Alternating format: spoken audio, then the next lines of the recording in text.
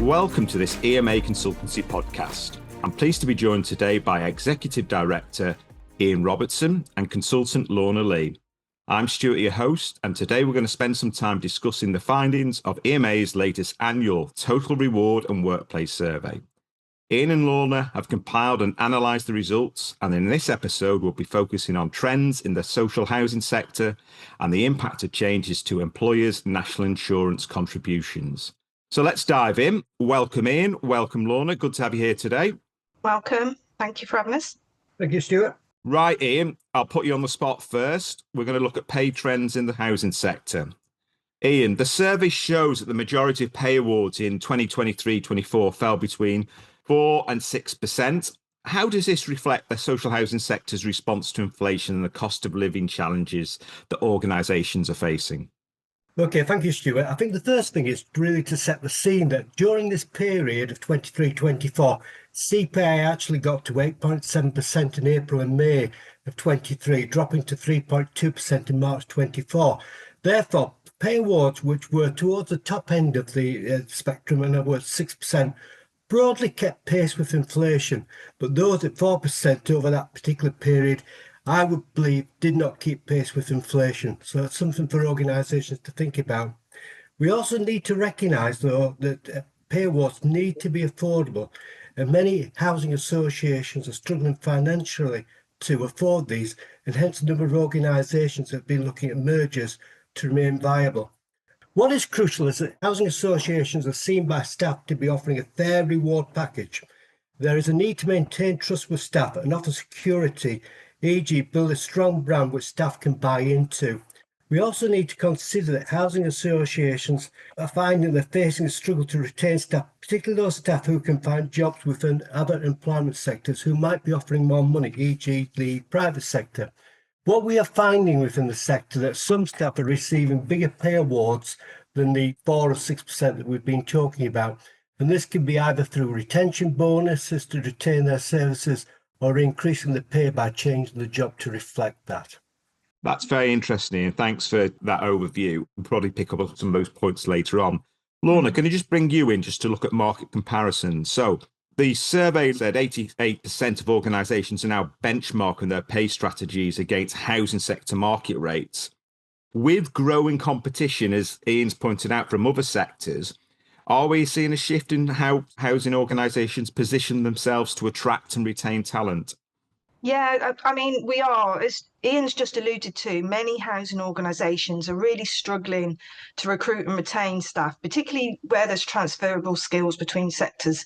So we're starting to see things such as many housing organisations not only considering how they're positioned against the housing sector market, but also how they are positioned versus different sectors, i.e. the private sector, especially if they're more commercial in nature as an organisation. And many are starting to pay the upper quartile rather than the median, or between the upper quartile and the median, to try and help recruit and retain if it's affordable for them. And also paying market pay supplements when they're finding it hard to recruit, when they're getting all that written into their pay policies so that they can juggle around and be flexible in relation to how they set pay. So I think what's really coming across from you two is that this is a really, really competitive marketplace now. And it's more than just what you get in your pay packet at the end of the month. It's those other benefits and how they're positioned. So let's just talk about retention through additional payments. Ian, the use of market pay supplements for hard to recruit professionals sort of stood out in the survey findings. Are these proven to be an effective retention strategy, or are there challenges that organisations need to address? Certainly in the short term, we're finding that retention bonuses or some other type of bonus is effective in retaining staff. And what we're finding is that organisations are normally linking it into a particular project that needs to be completed. A good example might be an ID project, which might be over 2 years. And staff receive bonuses to ensure that they complete the project, but they also retain the services of those individuals. However, what we're finding is that some organisations are also trying to increase pay, not through bonuses, but just increase pay to retain people's services. And what they're normally doing is increasing salaries by changing job titles and increasing the responsibilities. It's important that they do that to make sure that it's seen fair across the organisation and not liable to equal pay claims. So that's one thing we need to think about. The other thing is, again, I did mention change in job titles, and this is becoming quite widely used within the sector, that organisations are increasing pay by looking at people's responsibilities and changing the job title to reflect what they're actually doing. A good example of that might be moving people from a head of service position into assistant director and giving them more strategic responsibilities. So the name on the door is making a bit of a difference in terms of what you get in your pay packet by the sounds of things. Yes, that's absolutely correct. Let's just pick up on bonus schemes. Lorna, can I just bring you in on this? So organisational-wide bonus schemes are becoming more common, with payments ranging from £500 to £2,000.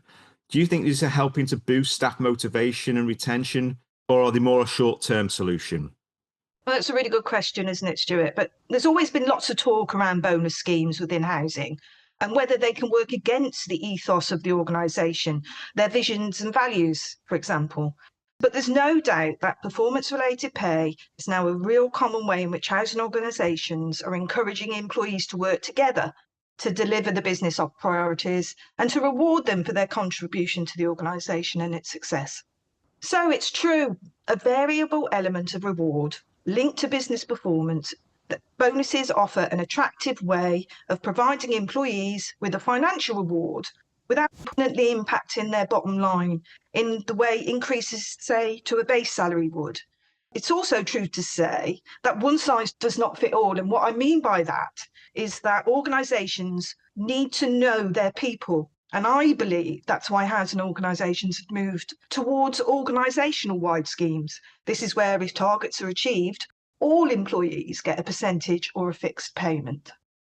Whilst retention payments are more of a short-term solution, bonus schemes do have the ability, if managed properly, and I must emphasise that, managed properly, act as a powerful long-term solution in employee motivation and attracting top talent. So we seem to be getting some answers in terms of the retention problem in our conversation here today. But there's one big thing that's probably taxing a lot of housing associations and indeed a lot of businesses in the UK at the moment. It's the national insurance contributions. So Ian, I'm going to bring you in on this. So the changes in the national insurance contributions have added cost pressures for employers. What strategies are housing organisations adopting to manage these additional financial burdens while still remaining competitive in terms of what they reward staff?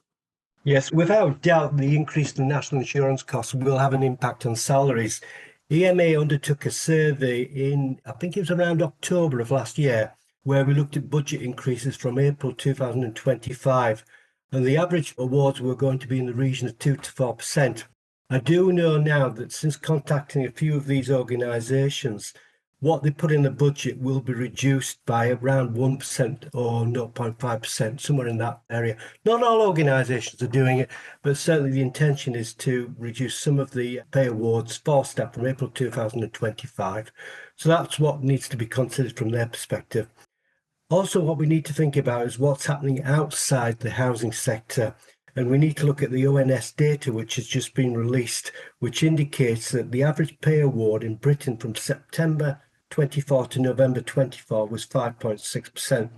So paying a pay award of around about 2-3% will have issues for housing associations going forward and whether they will be able to retain pay.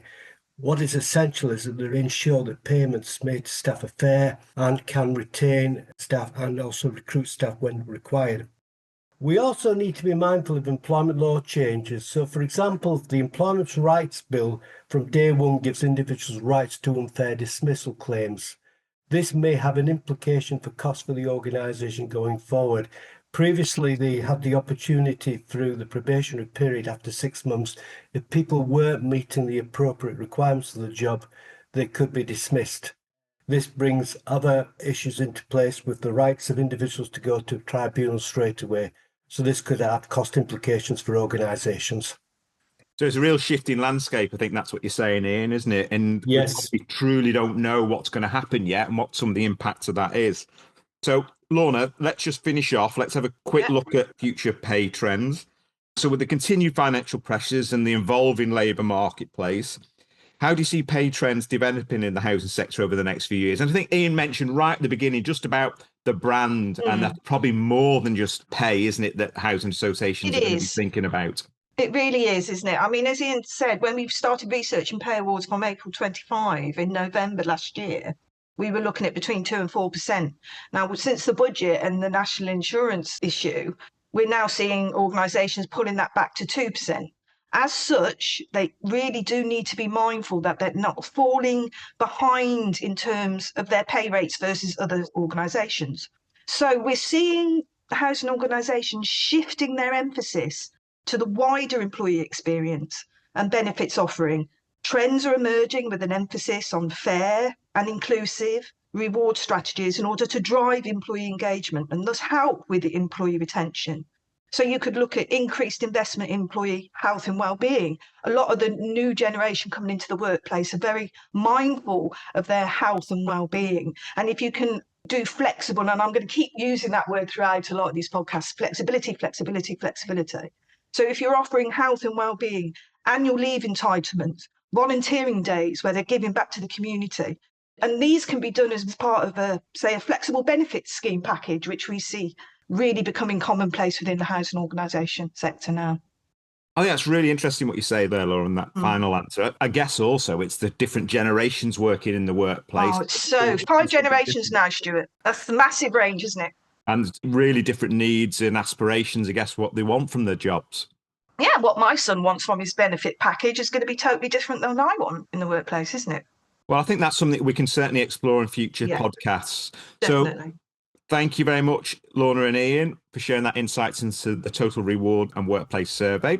If anyone wants to get in touch, they can do so via LinkedIn. I'm sure you'll be able to help them out with a bit more detail in terms of what the survey results are. So thanks for listening, everyone, and stay tuned for our next episode. Thank you. Thanks, Stuart. Thank you.